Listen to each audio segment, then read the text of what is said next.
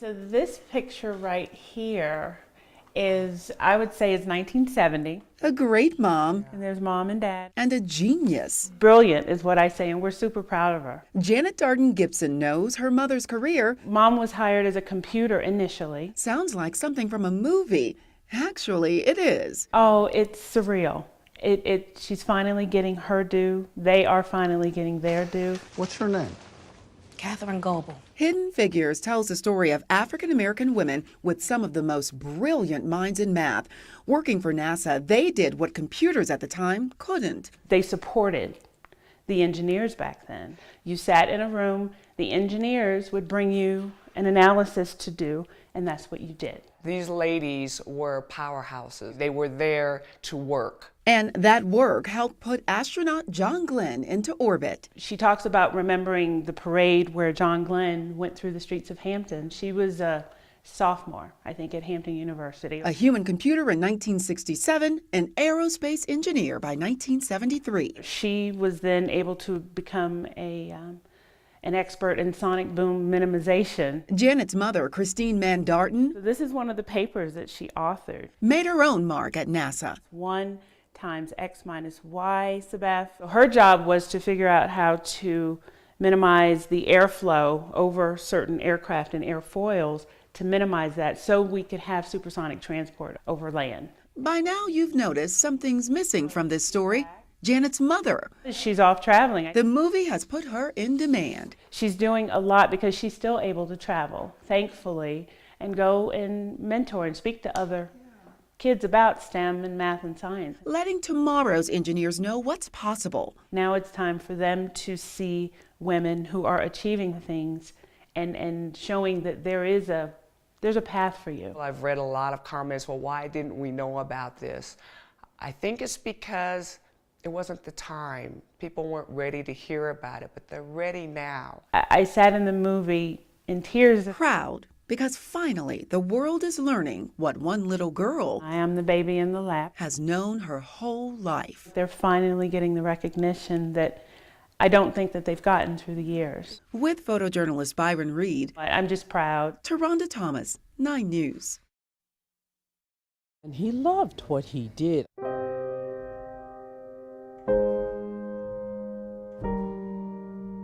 When we put our hearts and souls into something, I mean, passionately loved it. the end results can be pretty amazing. He had a way of making something beautiful. Bernice McLeod had that passion as one of Denver's only African-American photographers dating back to the 1940s. Anything that happened in neighborhoods like Five Points, he was there to capture the moments. Took pictures of the things that people were doing every day to get their life forward. A perspective you wouldn't necessarily find in major newspapers at the time. In those days, it was hard for photographers that weren't African American to capture nice pictures of us sometimes in just a casual way.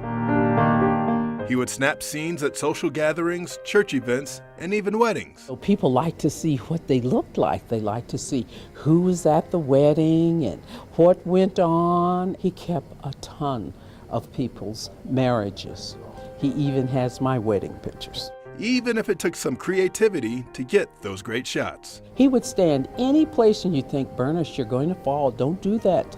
I'm getting my pictures.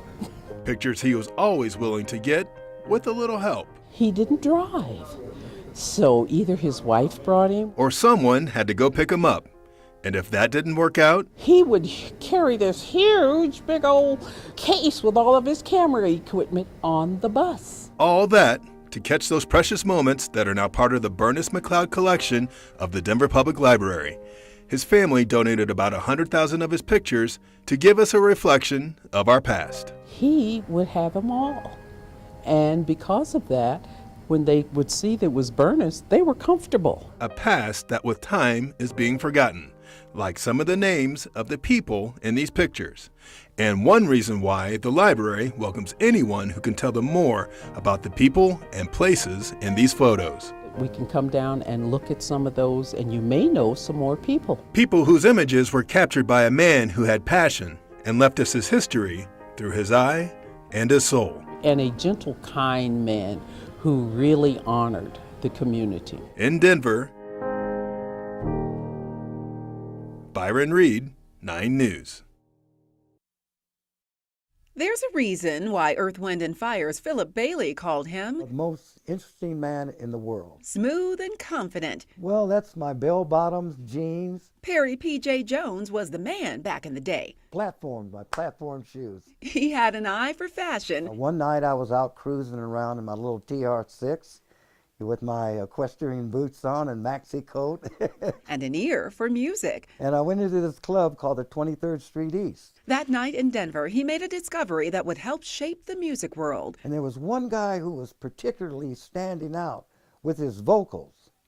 That was Philip Bailey. But he wasn't with Earth, Wind, and Fire. They were called Friends and Lover. It was up to Jones to make the connection, and he had connections There was only a handful of us. when he became the first black national promotions director for Warner Brothers Music in 1970. The first project they gave me was Earth, Wind, and Fire. Led by Maurice White, who one day called with a problem. Maurice called me and said, "Hey man, we got a problem. We got a problem." I had to break up the group, and I called Philip.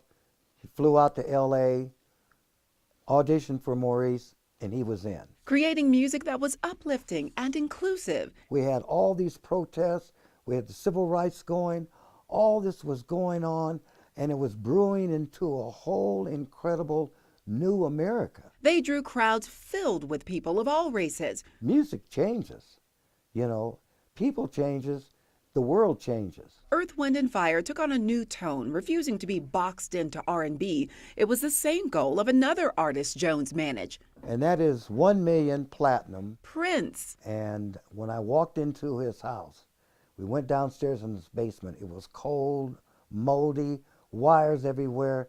He put on that cassette and started playing his demo. Man, shoot. Jones helped get Prince and Earth, Wind, and Fire to the next level before they moved on to other managers. I don't feel any regrets or anything like that because, again, just the association with Earth, Wind, and Fire and Prince, come on now. After all, he made enough of an impression for Bailey and White to write about him in their books. The story of how one man helped change the tune of the music world. And we made our mark, and that I'm very grateful and happy for. With photojournalist Byron Reed, Taronda Thomas, 9 News.